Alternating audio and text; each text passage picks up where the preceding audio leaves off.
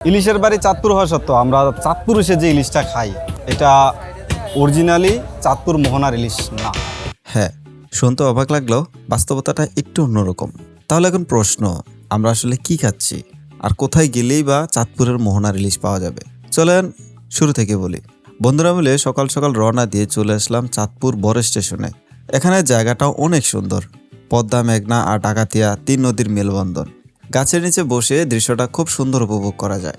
বিশেষ করে নদীর মধ্যে রাখা এই সারি সারি নৌকাগুলো দেখতে অনেক সুন্দর লাগে।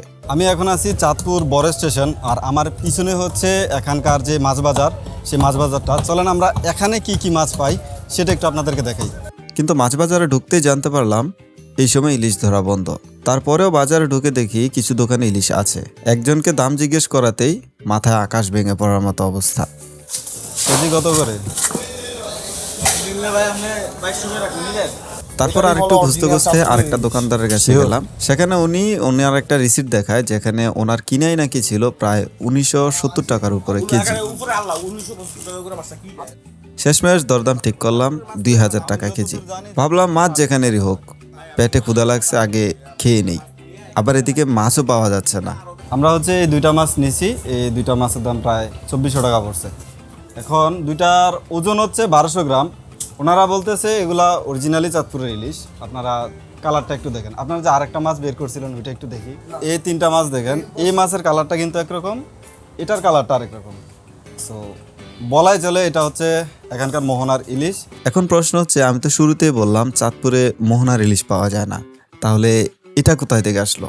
আসলে এখন অভিযান চলতেছে, এজন্য ওনারা এখানকার লোকাল মাছগুলোকে অন্য কোথাও বিক্রি করতে পারতেছে না, যার কারণে চড়া দামে তারা এখানে বিক্রি করতেছে। তবে নর্মাল সময় কিন্তু আপনি এই মোহনার ইলিশ এই বাজারে পাবেন না। তাহলে পাবেনটা কোথায়? ওয়েট, বলতেছি। তবে তার আগে চলেন চাঁদপুরের আরেকটি আকর্ষণ মিনি কক্সবাজার থেকে একটু ঘুরে আসি। লোকাল নৌকায় জনপ্রতি 100 টাকা ভাড়া দিয়ে চললাম মিনি কক্সবাজারের দিকে। হালকা বাতাস, চারপাশে পানি, খুব সুন্দর একটা পরিবেশ। মাত্র 10 মিনিটের মধ্যেই আমরা পৌঁছে গেলাম চরে। এখানে দাঁড়ালে আপনার মনে হবে আপনি যেন ছোটখাটো একটা কক্সবাজারেই চলে আসছেন। এখন আসল প্রশ্নে ফিরে আসি। নর্মাল সময়ে যারা মাছ চিনেন না, তারা আসলে কিভাবে মোহনার ইলিশ খুঁজে পাবেন? হরিণাঘাট চাঁদপুর বড় স্টেশন থেকে যার দূরত্ব 10 কিলোমিটার দক্ষিণে। প্রতিদিন বিকেল 3টার পর ছোট ছোট নৌকা করে জেলেরা মাছ নিয়ে আসে। তারপর শুরু হয় এখানে নিলাম। মানে আপনি এখন চাইলে আপনি সেই নিলামেও অংশ নিতে পারবেন। এখানে সবচেয়ে বড় বিষয় সেটা হচ্ছে এখানকার মাছের সতেজতা। মাছ ধরার কিছুক্ষণের মধ্যেই সেটা আপনার হাতে চলে আসে। তাই যদি আপনি সত্যিকারের চাঁদপুরের মোহনার ইলিশ খুঁজে থাকেন, তাহলে এই জায়গাটা মনে রাখুন, হরিণাঘাট।